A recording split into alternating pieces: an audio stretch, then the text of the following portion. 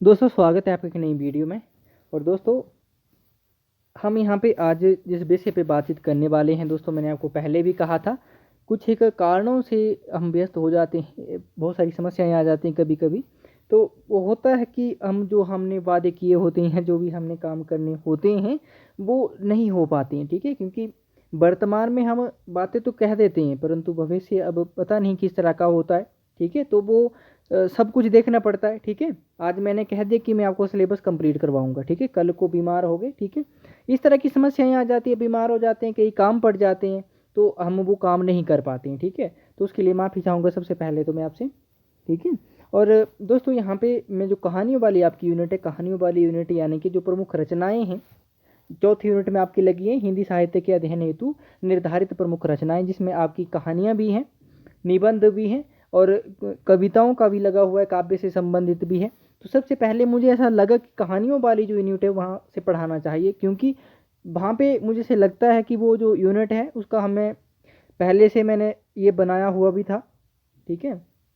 कुछ एक जो तथ्य थे ये पहले से बनाए हुए थे, मैंने टाइप भी कर रखे थे, ठीक है। तो एक जो ये तथ्य हैं आपको तथ्य भी देखने को मिलेंगे और दूसरा वाचन भी हम करते, 10 ही कहानियां हैं। मान के चलिए आप कि मैं आपको 3 कहानियां एक दिन में दे देता हूँ, ठीक है, या 2 कहानियां एक दिन में आपके लिए ले आता हूँ। और जो दूसरी पहली यूनिट जो हमने शुरू की थी, ठीक है, जो यूनिट हमारी पहले शुरू की थी हमने हिंदी भाषा और उसका विकास वाली, तो उस पे भी हम बातचीत कर लेंगे और उसकी अगली वीडियो भी हम कल डाल लेंगे प्रॉपर तरीके से। बाकी अब भविष्य में देखेंगे क्या होता है, अगर समस्याएं नहीं आती हैं तो हम प्रॉपर तरीके से आपको वीडियो बनाते रहेंगे और टेस्ट सीरीज भी आपके लिए होती रहेगी, वो शुरू करेंगे उसको, ठीक है। तो मॉडल टेस्ट पेपर आप मान सकते हो उसको, ठीक है। तो पहली आज की हमारी कहानी है दोस्तों, एक टोकरी भर मिट्टी, ठीक है, माधवराव स्प्रे की ये कहानी है। तो सबसे पहले कहानी का वाचन भी हम करेंगे, परंतु उससे पहले कुछ एक तथ्य हैं माधवराव स्प्रे के संबंध में और एक टोकरी भर मिट्टी के संबंध में, कि कौन सी पत्रिका में प्रकाशित होती है, कौन से विद्वान ने इस कहानी को क्या कहा है, जो कि आपके परीक्षा के दृष्टिकोण से बहुत महत्वपूर्ण है, ठीक है। तो प्रश्न यहाँ से बनेंगे, ठीक है। तो चलिए शुरू करते हैं दोस्तों। ये कहानी है माधवराव स्प्रे की, ठीक है, माधवराव स्प्रे की ये कहानी है, ठीक है। माधवराव स्प्रे का जन्म होता है दोस्तों 1871 में, ठीक है। प्रश्न बन सकता है जो कि परीक्षा के दृष्टिकोण से बहुत महत्वपूर्ण प्रश्न है, मैं उनको ही लेके आया हूँ। अगर आपने ये चीजें नहीं देखी हैं, तथ्य नहीं देखे हैं, तो आपको एक बार पढ़ लेना चाहिए और आप रटिए इन चीजों को, ठीक है। क्योंकि रटेंगे, जैसे अब तथ्य जो है इनको रटने के बिना तो आपका कुछ होगा नहीं, ठीक है। तो रट लीजिएगा। देखिए निधन इनका 1926 में हो जाता है, ठीक है। एक टोकरी भर मिट्टी ये कहानी 1901 में प्रकाशित होती है, ठीक है। और छत्तीसगढ़ मित्र में आगे देखिए आपको पता चल जाएगी। इनकी रचनाएं देख लेते हैं हम सामान्य सी, ठीक है। तो कहानियां सबसे पहले देख लेते हैं दोस्तों, ठीक है। एक पत्थी का स्वप्न 1900 में प्रकाशित कहानी थी इनकी, ठीक है। सुभाषित रत्न 1900 में, ठीक है। एक टोकरी भर मिट्टी 1901 में छत्तीसगढ़ मित्र में, ठीक है, छत्तीसगढ़ मित्र। इसका संपादन ये खुद ही करते थे, स्वयं करते थे माधवराव स्प्रे, ठीक है। अनुवाद कार्य देखिए दोस्तों इनका, ठीक है। बाल गंगाधर तिलक के मराठी गीता रहस्य का हिंदी अनुवाद इन्होंने किया था, ठीक है। बाल गंगाधर तिलक ने गीता रहस्य मराठी में लिखा था, जिसका उन्होंने हिंदी अनुवाद किया गीता रहस्य नाम से, ठीक है। अगला देखिए संपादन कार्य, तो छत्तीसगढ़ मित्र पत्रिका का संपादन करते थे ये।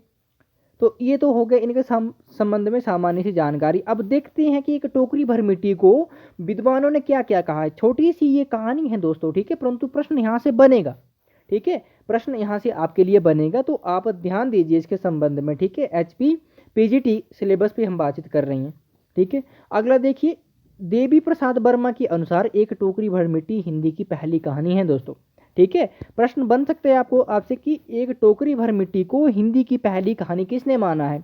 आपको विकल्प दे देंगे, आचार्य रामचंद्र शुक्ल, डॉक्टर नगेंद्र दे देंगे, आपको डॉक्टर बच्चन सिंह दे देंगे, डॉक्टर राम कुमार वर्मा दे देंगे, ठीक है। इस तरह के 4 अगर आपको विकल्प आ जाते हैं, ठीक है, तो आपको क्या ध्यान देना है, देवी प्रसाद वर्मा ने कहा है दोस्तों, ठीक है, हिंदी की पहली कहानी इसको माना है, ठीक है। अब विद्वानों के मत देखते हैं कि कौन से विद्वान ने इस कहानी के संबंध में क्या कहा है और प्रश्न वहां से बनेगा।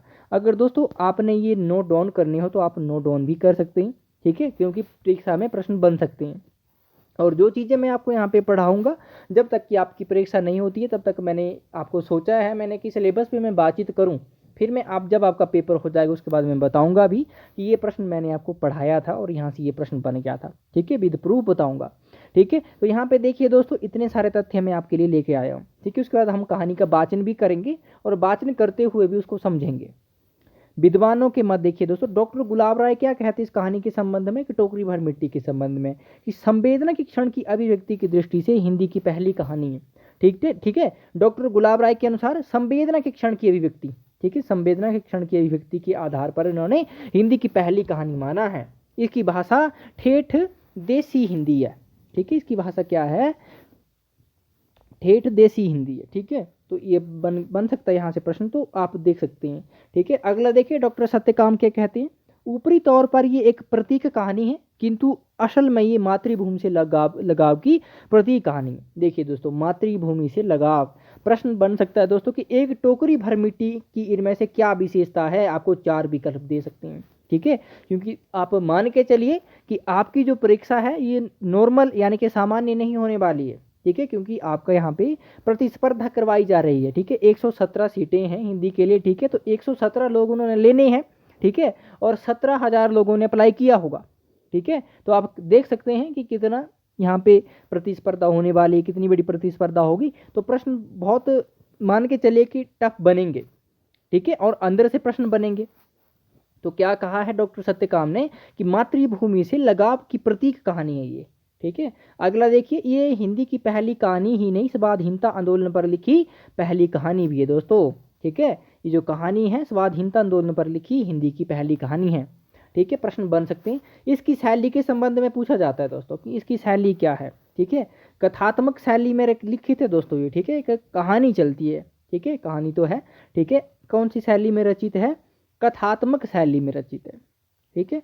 इस कहानी का उद्देश्य क्या था, ठीक है, उद्देश्य देख लेते हैं हम इसका। ये एक जमींदार के द्वारा एक विधवा के प्रति जुल्म और अंत में उसके हृदय परिवर्तन की कहानी है दोस्तों, ठीक है। हृदय परिवर्तन किस तरह से होता उस जमींदार का, ये आप पढ़ेंगे। जो विधवा है उसके उपदेश आप देखिएगा, ठीक है, किस तरह से जमींदार का फिर हृदय परिवर्तन हो जाता है, ठीक है। मातृभूमि के प्रति प्रेम, गांधी जी के अहिंसा सिद्धांत को यहाँ पे दिखाया गया है दोस्तों, ठीक है। गांधी जी के अहिंसा सिद्धांत को दिखाया गया, कहाँ दिखाया गया दोस्तों, विधवा जो है वो किस तरह से उपदेश देकर हृदय परिवर्तित कर दी है जमींदार का, ठीक है। उन्होंने किसी तरह की कोई मार पिटाई नहीं की, अहिंसा के द्वारा ही उन्होंने जमींदार का हृदय परिवर्तित कर दिया, ठीक है। तो अहिंसा का सिद्धांत भी यहाँ पे हमें देखने को मिल जाता है, ठीक है। तो ये भी आप देख सकते हैं। पात्र देखिए, जमींदार, विधवा और उसकी पोती, ठीक है, ये पात्र हैं मुख्य यहाँ पे 3 ही, ठीक है। तो ये तो हो गए कुछ एक महत्वपूर्ण तथ्य दोस्तों, ठीक है, इस कहानी के संबंध में।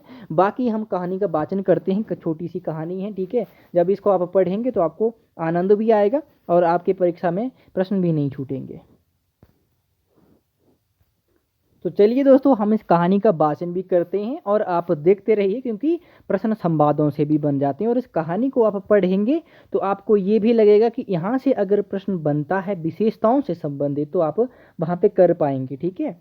इसकी जो थीम है उसको समझने की कोशिश कीजिएगा, ठीक है।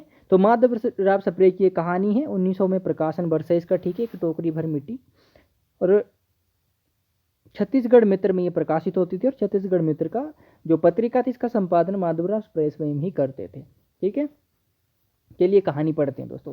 किसी श्रीमान जमींदार के महल के पास एक गरीब अनाथ विधवा की झोंपड़ी थी, ठीक है। ध्यान से देखिए, जमींदार साहब को अपने महल का हाथा उस झोंपड़ी तक बढ़ाने की इच्छा हुई, ठीक है। जमींदार साहब को अपना हाथा, ठीक है, यानी कि अपना हाथा मान के चलिए, ठीक है, अपना वो आंगन बढ़ाना चाह रहे हो, ठीक है, इस तरह का कुछ हो सकता है। अगला देखिए, आगे का देखते हैं दोस्तों। विधवा से बहुतेरा कहा कि अपनी झोंपड़ी हटा ले। सबसे पहले तो जमींदार ने ये कहा कि यहाँ से अपनी झोंपड़ी हटा लो, तुम कहीं और जाके रह लो। पर वह तो कई जमाने से वहीं बसी थी, ठीक है, परंतु विधवा नहीं जाना चाहती थी। क्यों? क्योंकि वो बहुत जमाने से यानी कि बहुत समय से वहाँ पे रह रही थी, ठीक है। उसका प्रिय पति और इकलौता पुत्र भी उसी झोंपड़ी में मर गया था, ठीक है। उसका जो प्रिय पति था, ठीक है, और इकलौता पुत्र, ठीक है, इनके पति और पुत्र की मृत्यु भी उसी झोंपड़ी में हुई थी। पतोहू भी एक 5 वर्ष की कन्या को छोड़कर चल बसी थी, ठीक है, यानी कि बहू भी एक 5 वर्ष की कन्या को छोड़कर चल बसी, यानी कि उसकी भी मृत्यु हो जाती है।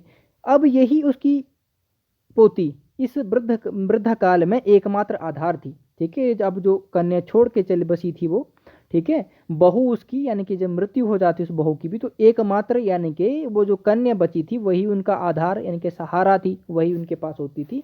ठीक है।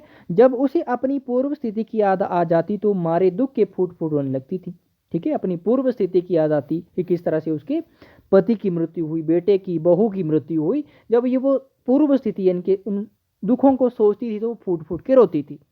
आगे देखिए, और सबसे सॉरी और जब से उसने अपने श्रीमान पड़ोसी की इच्छा का हाल सुना, तब से वह मृत प्राय हो गई थी। ठीक है।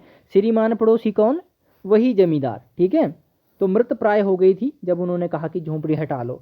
उस झोंपड़ी में उसका मन लग गया था कि बिना मरे वहां से वह निकलना नहीं चाहती थी। ठीक है। उस बूढ़िया का वहां पे मन लग गया था, बिना मरे वो उस झोंपड़ी से निकलना नहीं चाहती थी, जाना नहीं चाहती थी कहीं और। श्रीमान के सब प्रयत्न निष्फल हुए। ठीक है। श्रीमान यानी कि जमींदार साहब ने बहुत प्रयत्न किए, परंतु सब जो प्रयत्न थे उनके निष्फल हुए। तब वे अपनी जमींदारी चाल चलने लगे। ठीक है। तब वो अपनी औकात पे आ गए फिर। ठीक है। बाल की खाल निकालने वाले वकीलों की थैली गर्म कर उन्होंने अदालत से झोंपड़ी पर अपना कब्जा करा लिया और विधवा को वहां से निकाल दिया। ठीक है। तो यहाँ पे देख लीजिए दोस्तों, पूंजीपति व्यवस्था का भी यहाँ पे आप देख सकते हैं कि चित्रण हमें देखने को मिल रहा है। ठीक है।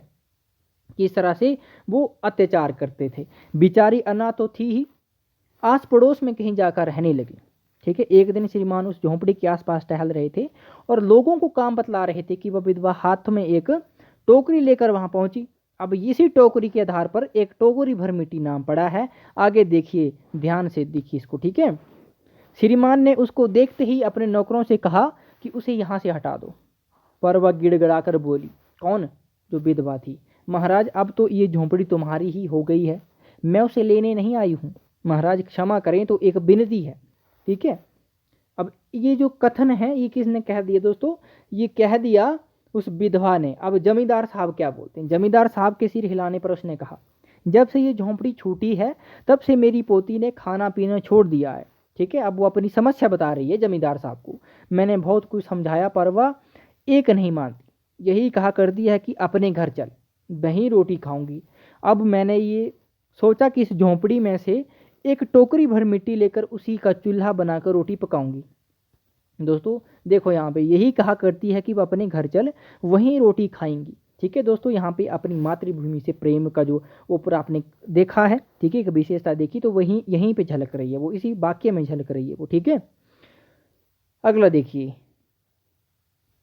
इसे भरोसा है कि वह रोटी खाने लगेगी। महाराज कृपा करके आज्ञा दीजिए तो इस टोकरी में मिट्टी ले जाऊं।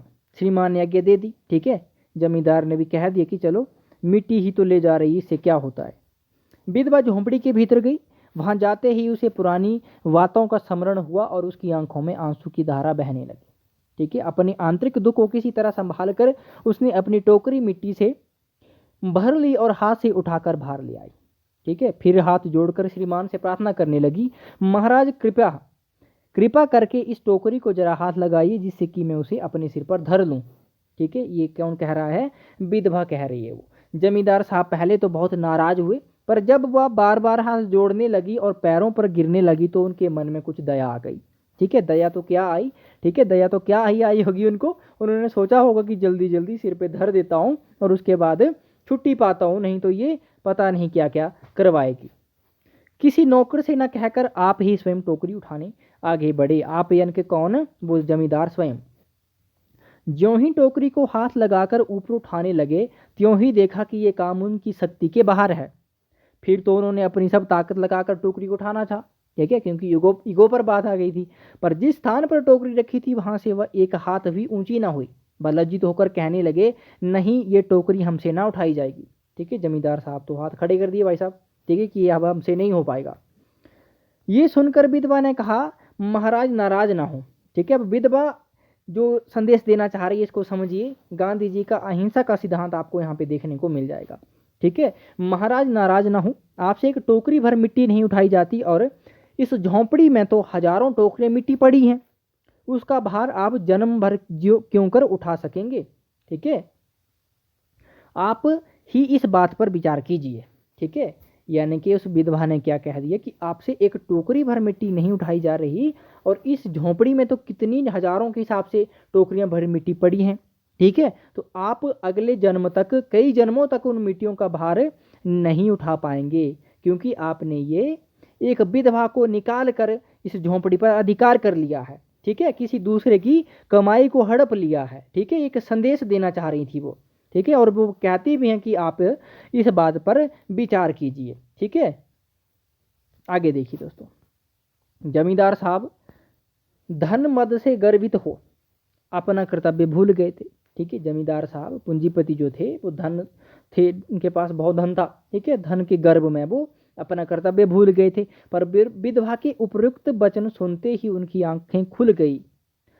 कृतकर्म का पश्चाताप कर उन्होंने विधवा से क्षमा मांगी और उसकी झोंपड़ी वापिस दे दी। ठीक है दोस्तों, एक बात मैं आपको बता दूं कि वापिस जो होता है ना शब्द, वापिस कोई शब्द नहीं होता है। ठीक है, वापस होता है। ठीक है, वापिस ये हमने खुद ही गढ़ा है, ये वापिस नहीं होता है, वापस होता है। ठीक है, वापस। तो दोस्तों ये थी कहानी, यहाँ पे आपने देख लिया, हमने वाचन भी किया इसका। और इसके साथ साथ अब आपको दो दो कहानियाँ हर दिन मिलेंगी, और 10 कहानियों को सबसे पहले देखते हैं हम, और उसके बाद कविताओं पे आते हैं, निबंधों पे आते हैं, नाटकों को भी देख लेंगे। अगर नाटक वाचन करने योग्य नहीं हुए तो उनके जो महत्वपूर्ण तथ्य होंगे उनको हम डिस्कस करेंगे। ठीक है, तो मिलते हैं दोस्तों अगले वीडियो में, और डट जाइए अपने एग्जाम के लिए।